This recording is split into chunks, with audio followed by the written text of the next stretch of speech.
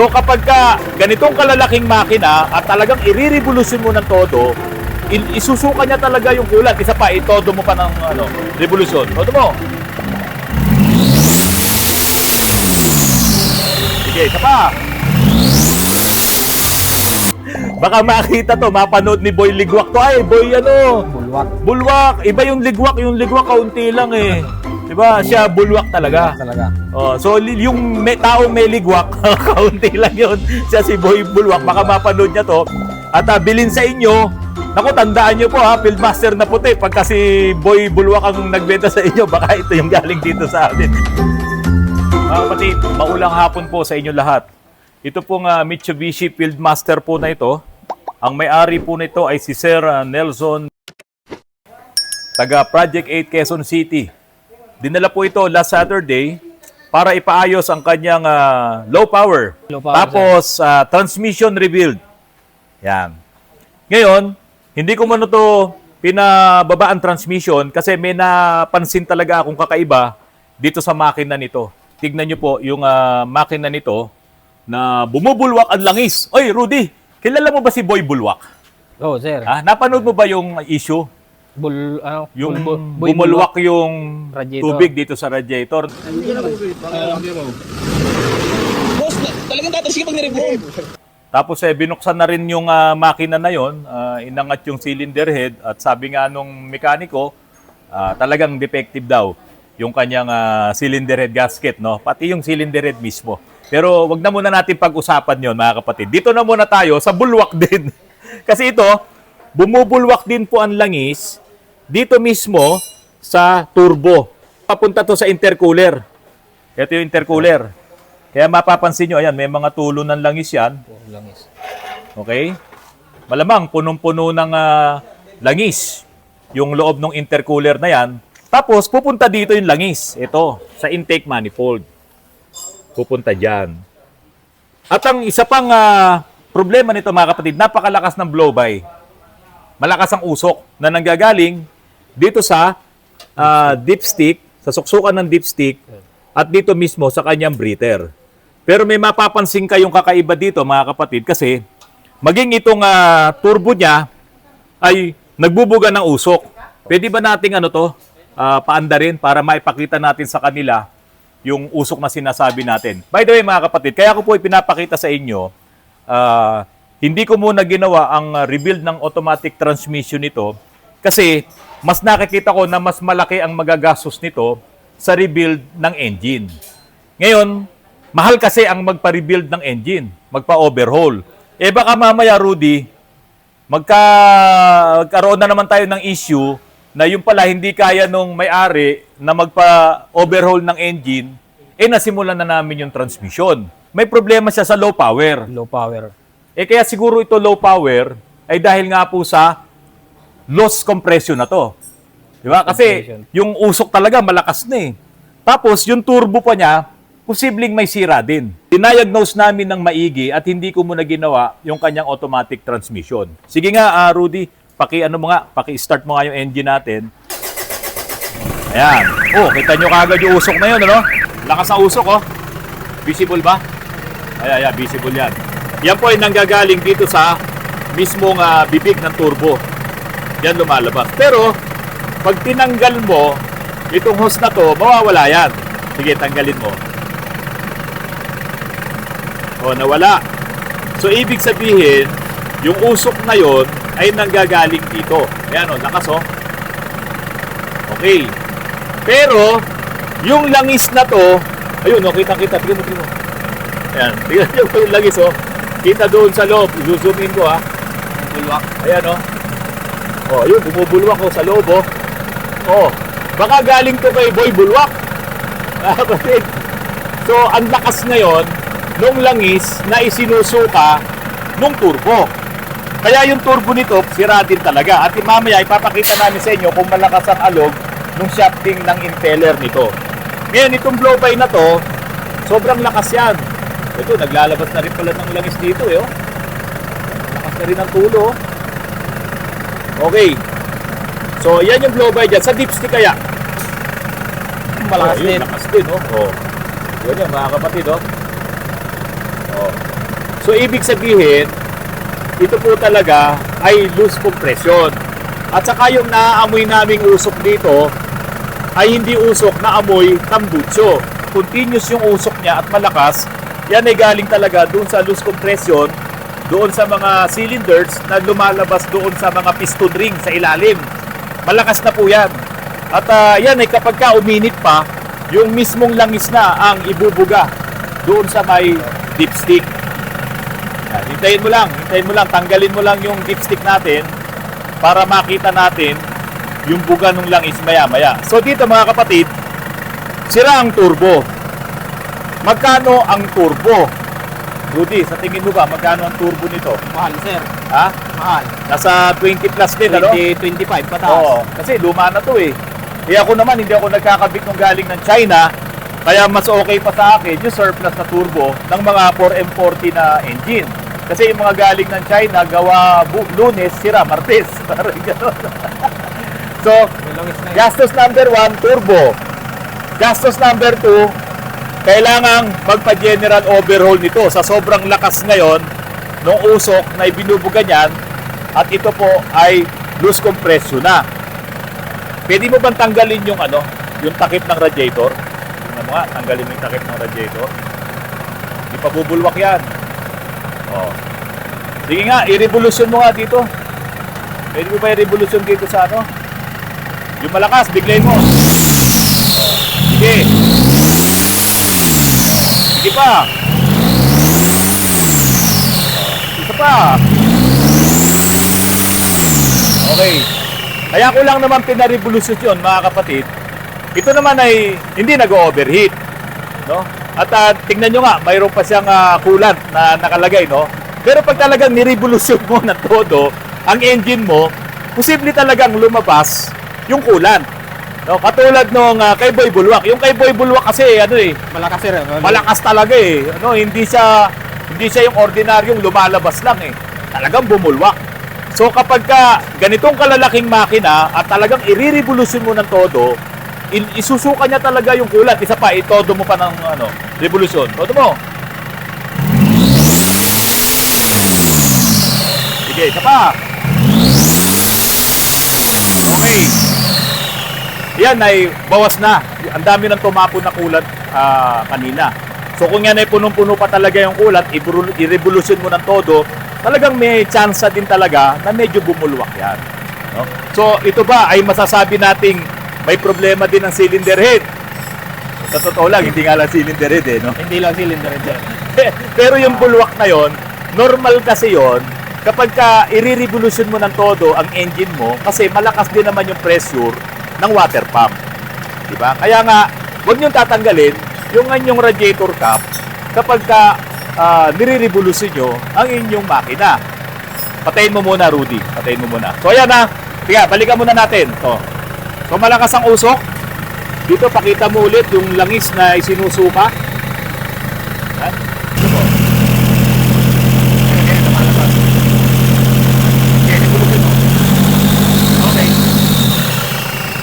Ayun mga kapatid, nakita nyo, habang nire-revolution natin, tinataasan natin yung RPM, yun lang is lumalabas talaga doon sa turbo. So matik yun, talagang defective na yung turbo nito. Sige, patayin mo na muna, Rudy. Ito pong Mitsubishi Pajero ni Sir Nelson, talagang malaki problema nito at malaki talaga magagastos. Ginawa ko nang gamitin itong pagkakataon na ito na makapag-vlog ako kasi mahirap din namang i-explain sa kanya yung ganitong sitwasyon. Mas maganda na to, may video tayo. Paki-check mo nga yung langis natin, Rudy. Sa dami ng mga naglabasan ng langis dito eh. Ito, sir. Wala na. Wala na langis. Nasa mga 3 litro na lang to, 4 na litro. Ilang bang litro ang laman ng 4M40? Nasa 7 yata ito eh, no? 6 kalahati, sir. 6 kalahati. So, marami nang nabawas sa langis nitong makina. Ngayon, balik tayo, Rudy, doon sa sinasabi ko kanina, na huwag niyong tatanggalin ang inyong radiator cap kapag nire-revolution nyo. Siyempre, talagang lalabas yung coolant o bubulwak. No? Si bulwak kasi may ligwak eh. So ito, ligwak pa lang. Yung kay Boy Bulwak, talagang bulwak. No? Bumuga talaga ng malakas yung tubig doon sa radiator. Ngayon ito mga kapatid, bakit ko sinasabi na huwag niyong tatanggalin ang inyong radiator cap? Pakikuha nga yung radiator cap.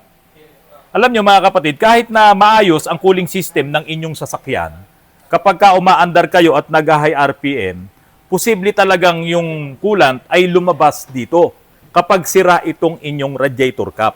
Naalala nyo ba yung Starex na nagpagawa dito sa amin? Overheat. Na ang dapat Overheat. overheat tapos dapat top overhaul, no? Overhaul. Tapos nung makita namin, kahit na hindi pa umo-overheat, yung coolant lumilipat doon sa reservoir. Dito, sa... Di ba? Lumalabas Dito, dito. dumadaan dito. Kasi nga, sira na yung kanyang radiator cap. Hindi, Ayan. hindi niya napipigil yung tubig. Oo, hindi niya na Coolant. napipigil. Kasi ito, pakita mo Rudy, yung spring na to, mga kapatid, may spring sa loob yan. Stop Yung spring open. na yan, katulad yan din nung spring nung nandun sa thermostat valve. Oo, Di ba sir. yung thermostat valve, may spring yon? At yung spring na yon, kapag ka nandun na sa init na kailangan na lumambot siya, or doon naman na sa pressure na meron sa loob ng radiator mo, doon sa engine, Bubukas yung pressure na yun, itutulak niya ngayon to para Bumukas. bumukas at ilabas niya yung kaunting coolant, ibabalik niya doon sa reservoir. At kapag ka naman lumamig na ng konti or nabawasan yung pressure doon sa loob ng radiator mo, babalik din yun. So, yun naman ang trabaho nung radiator cap natin. Mag-open close din yan ng kaunti lamang para hindi ka ma-overpressure doon sa radiator mo. Inilalabas din niya yan. Pero, ibang usapan, yung sira talaga yung radiator cap or talagang may tama yung cylinder head mo. Gasket. Pag basira yung cylinder head gasket, Bisor, Rudy, anong nangyayari sa radiator coolant? Saan napupunta? Sa reservoir, sir. Sa reservoir. Doon, Di ba? sa- Kasi tinutulak ng pressure, Nag-overflow yung reservoir. ito, pumupunta dito. Itinutulak ng pressure na yon Yung dito. papunta sa hose, doon sa reservoir. Ano mas delikado? Yung napupuno ang coolant reservoir o nababawasan?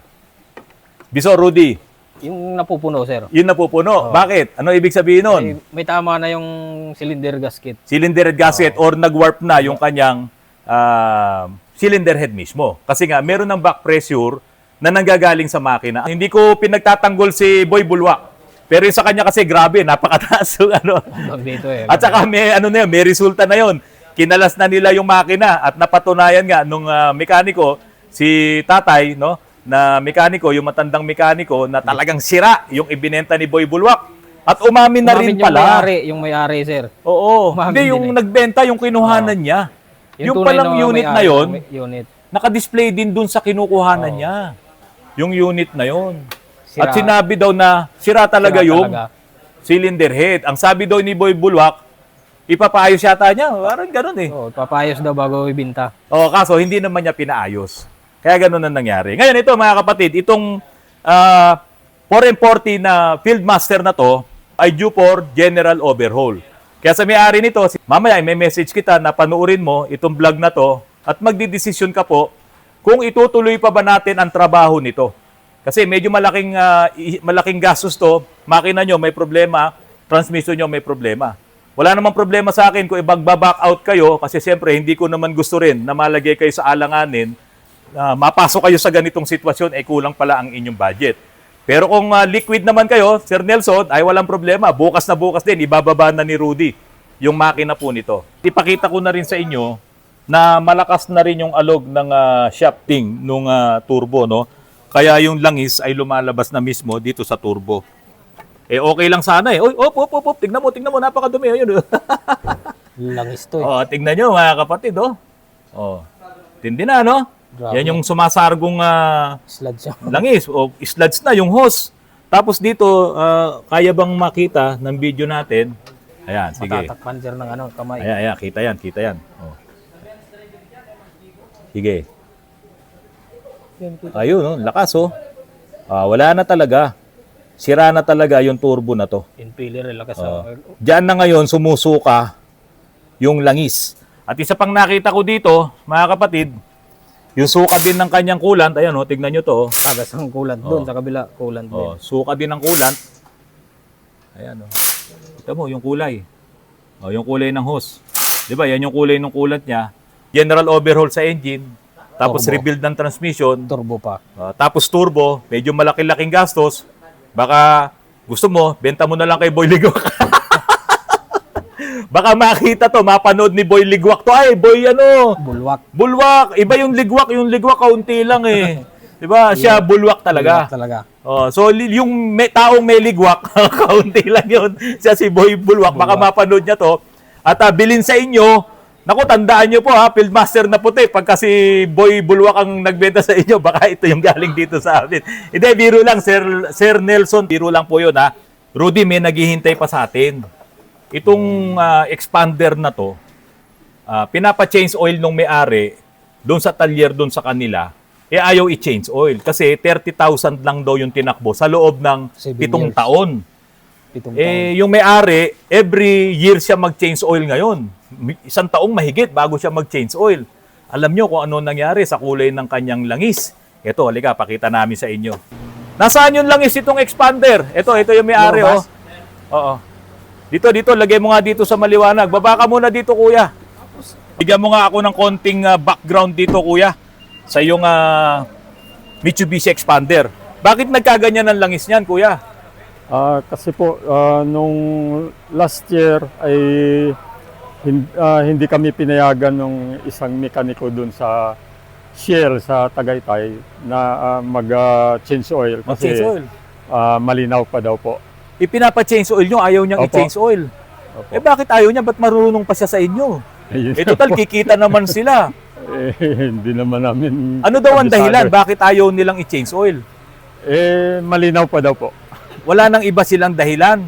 Opo. Oo, baka mamayang ginawa nilang dahilan, kakaunti lang kasi ang tinakbo ng sasakyan nyo, kaya ayaw nila i-change Yun oil. ang isa po. Isa pa yun. Opo. Oo.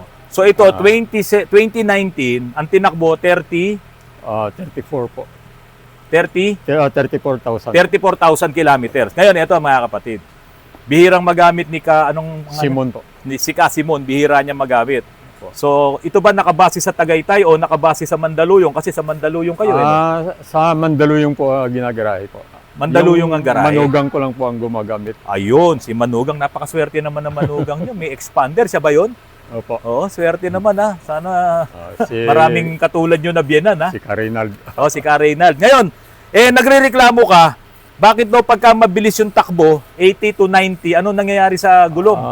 Sa Manibela. Yung Manibela po Nagyuyugyug, nagyuyugyug yung nagwiwigil, Manibela. nagbabibrate. Nagvibrate yung Manibela. Oh, yun. Ngayon mga kapatid, sabi ko, unbalance yung kanyang gulong. Opo. Tapos nung tinignan ko, ito, no? Ito palibasa si Casimon, saka itong si Ka Reynald, palibasa alam nila maliligtas sila, kaya kahit mamatay sila ngayon, okay lang sa kanila eh. Payag ba kayo? Ayaw, di Hindi ba? naman po. Ayaw, biro lang. Ito mga kapatid, oh. Tignan nyo yung gulong niya, oh. Ayun. Ayan, tignan nyo yung gulong niya, oh. Lahat yan, pati yung sa likod, yung 4, Nagka-crack na. nagka-crack na. Tapos oblong na rin to. Oblong. Kaya siya nagwiwigil. Ito ay 2019 pa, yung gulong niya. Expired na. 7 years na. Tapos hindi pa nila nagagamit. Napakadelikado. Opo. Pwede kayong maaksidente. Tignan mo yung likod. Yung likod makapal pa pero tignan nyo, oh. Ayan, oh, malapit-lapit na rin, oh. Parang Tignan may nyo, oh. naglalamat-lamat po. Oh, lamat-lamat na. Lalo na yung sa mga pagitan yan. Opo. Oh. Yan mga kapatid, huwag nyong ipagmalaki na ang gulong nyo 7 taon na. Opo. Makapal pa. Ang problema doon yung ano niya, yung expiration. Expiration. Pwedeng sumabog yan anytime, lalo na ito gamitin mo sa mainit na lugar, sa mainit Opo. na highway, lalo ba pupunta ka ng norte, Tumataas ang presyo. talagang pwede siyang sumabog. Kaya delikado po talaga yon, Casimon. So Opo. ano ang desisyon nyo dito sa mga gulong? Na-change oil ko na to gamit ang any oil natin. Oh. Kailangan na po palitan talaga. Mm. Gusto na namin palitan lahat. Yung 4 na gulong. Opo. So babalik po kayo Sabay. bukas. Kasi sabay naman po kinabit. Oh, yun. dapat yan talaga palit ng Opo. 4. Hindi, Opo. pupunta muna kayo ng Mandaluyong. Mandaluyong, Balikan tapos namin babalik kayo bukas. Para So yun mga kapatid, salamat sa patuloy na panonood nyo ng aking mga vlogs. Tulad nga po ng sinabi ko po sa inyo, kahit na alam mong tayo ay ligtas, kung ganito naman ang ating mga gagamiting sasakyan, napakadelikado, asikasuhin nyo po yan. Kung kinakailangan palitan lahat yung mga gulong, palitan nyo po kaagad. Mga kapatid, good news. Ang Eni po, meron tayong langis na para sa mga hybrid, 0W20. Yan po talaga ang ginagamit ng mga hybrid electric vehicle, yung langis po na yan. Kaya po, kung interesado kayo, magpunta lamang po kayo dito sa Autorans at pwede naming i-change oil ang inyong mga hybrid electric vehicle kung ipagkakatiwala nyo po sa Autorans. Magandang hapon po sa inyong lahat mga kapatid. Maraming salamat po.